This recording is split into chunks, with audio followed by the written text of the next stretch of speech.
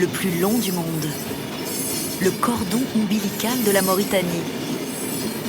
Cet interminable minéralier de plus de 200 wagons et 2,5 km de longueur traverse chaque jour un océan de sable.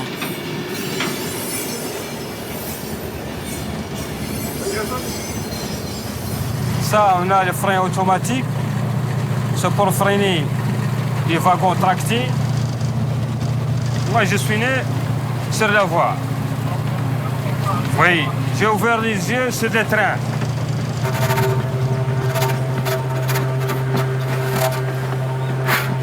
Cet immense serpent, noir de ses tonnes de fer, relie les montagnes désertiques de Zouérat aux rives de l'Atlantique à travers plus de 700 km de Sahara.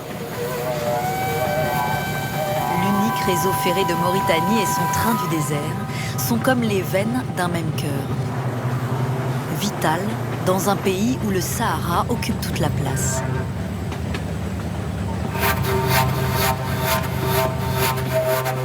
Construit sur ordre des Français après la découverte inespérée d'un gisement de fer dans les années 30. Il fut longtemps le glorieux symbole de la mainmise coloniale. Aujourd'hui, il appartient à tous les Mauritaniens. Pour les nomades habitués au rythme nonchalant du dromadaire, ce voyage est aussi bouleversant que la découverte d'un nouveau monde. Il leur donne accès à un Eldorado, la mer.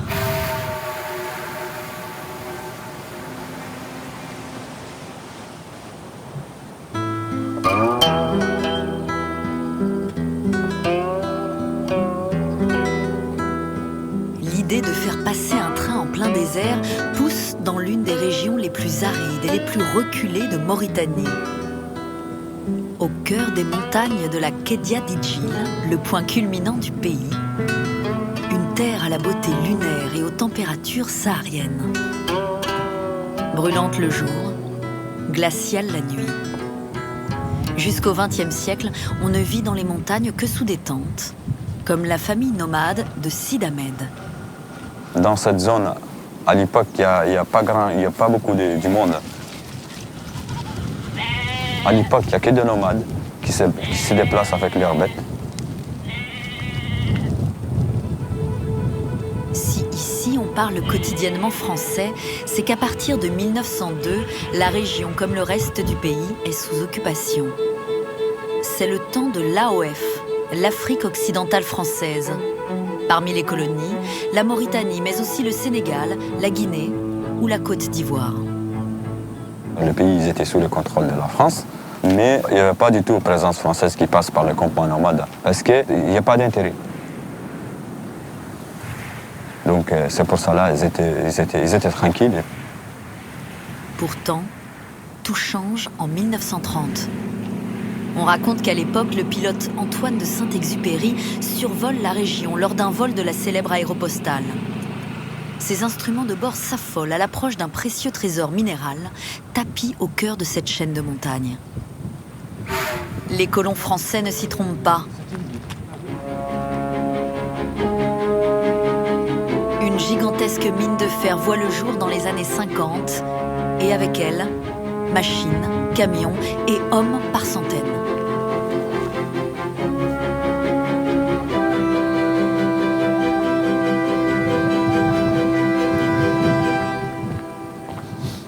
Cet endroit, ça me touche. C'est une mine qui est faite par mes grands-parents et les grands-parents de mes parents, enfin, l'ancienne génération mauritanienne. C'était une source de vie pour les gens. C'est le seul moyen à l'époque de travailler et gagner. C'est-à-dire travailler contre un salaire. Un gisement dans un pays sans richesse, et des milliers de tonnes de fer sortent des montagnes de la Kédia d'Idjil grâce à une main-d'œuvre toute trouvée. Les nomades affluent des quatre coins de la Mauritanie pour travailler aux mines, en échange d'avantages jamais connus auparavant. Comme cette ville, surgit ex nihilo au pied des mines et des montagnes. Son nom, Zouérat. Un véritable mirage ancré sur le sable et en dur.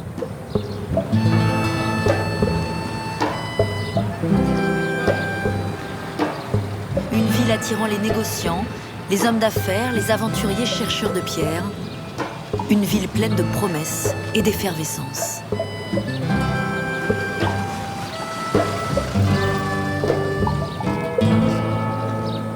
Zouérat est entièrement imaginé par les Français selon un schéma quadrillé à l'occidental. Des rues larges avec l'électricité, le téléphone et même piscine et tennis pour les plus privilégiés. Situé dans une zone totalement hermétique au reste de la ville, le quartier français. Les conditions de vie de ces Français expatriés sont évidemment très dures, car ils sont perdus dans une ville artificielle au milieu du désert. Quand j'étais petit, par exemple, moi j'imaginais que c'est un quartier vraiment particulier. Parce qu'il y avait une espèce de muraille qui protège ces quartiers. On n'est pas accès de rentrer ici, de jouer ici. Tout autour, des quartiers bien alignés, des blocs entièrement réservés aux ouvriers mauritaniens et leurs familles. En échange d'une certaine modernité, ces hommes travaillent dur. Un autre chantier titanesque les attend en 1957, car De Gaulle veut lancer la construction d'une immense ligne de chemin de fer chargée d'acheminer le minerai jusqu'à la mer. En 5 ans seulement, les ouvriers posent plus de 700 km de rails, partant directement des mines, traversant la montagne, la ville de Zouérat et enfin le Sahara.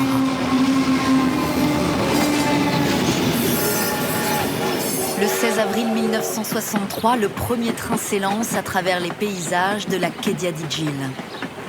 Le plus grand minéralier du monde, tiré par des locomotives de marque française, glisse ainsi dans la torpeur du désert, là où le vent fait danser le sable jusqu'à engloutir les rails. Un train comme une longue histoire de famille. Les mains des grands-pères ont assemblé les rails, les pères étaient cheminots, les fils, comme Sidi Mohamed, sont maintenant aux commandes.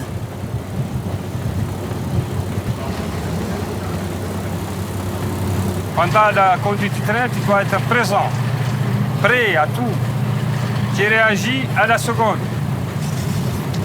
Tu rencontres des animaux sur la voie, tu rencontres des voitures parfois en panne sur la voie. Tu dois être vigilant. Situé au point kilomètre 5. La Mauritanie a gagné son indépendance en 1960, 3 ans avant l'inauguration du train. Pourtant, l'exploitation des mines et des rails reste la propriété de la France, qui profite de cette manne pendant encore plus de 10 ans. Alors strictement interdit aux voyageurs, l'immense serpent noir vide les montagnes et prive le pays de son trésor.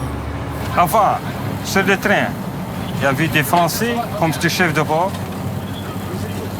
Il y avait des Mauritaniens, des adjoints. Maintenant, c'est les Mauritaniens qui sont les chefs de bord. C'est le Mauritanien qui conduit le train, qui est celui le chef du train. Et c'est un sentiment. On ne veut pas plus que ça. C'est le meilleur sentiment. Parce que je ne dépends pas d'un autre. C'est moi-même qui prends les choses en main. En 1974, les mines et la voie de chemin de fer sont enfin nationalisées. Comme une revanche, l'État mauritanien souhaite que le train appartienne à tous. On ajoute des wagons destinés aux voyageurs et instaure un trajet gratuit pour tous. Pour les familles, les commerçants, les ouvriers, les étudiants. Je fais le trajet tous les jours. Tout le monde prend ce train. Tous les gens de Mauritanie, du Sahara. C'est le train qui transporte tout. C'est notre train. En 14 heures, le train fait 2 stops et brave les 700 km de sable. Une transhumance accélérée pour les nomades qui pouvaient mettre des semaines à faire le même parcours à dos de dromadaire. Il a tout changé parce qu'avant, on part sur un chameau, c'était des nomades. Ça a changé leur vie à 100%. sert pour le village le long de la voie. C'est lui qui transporte les gens, des marchandises, des nourritures et des ravitailles en eau. Le seul moyen de transport, c'est le train.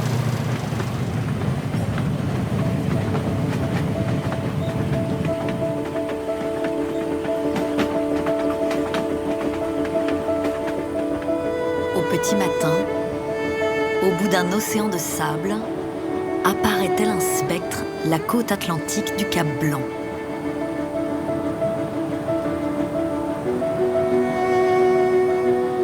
Avant d'être le terminus du minéralier, Nouadhibou est un tranquille refuge pour des milliers d'oiseaux migrateurs, d'où son nom, la baie du repos. L'arrivée du train a métamorphosé le port qui accueille aujourd'hui les immenses navires minéraliers du monde entier à côté des pirogues artisanales. Devenu l'un des plus gros ports de pêche d'Afrique, Nouadhibou met à disposition des habitants du désert une denrée aussi incroyable qu'inaccessible il y a encore 60 ans, le poisson. Il y a des espèces de poissons, beaucoup de qualités des espèces de poissons qui sont destinées à la consommation locale et qui voyagent par la voie terrestre, parfois le train, vers les autres villes mauritaniennes.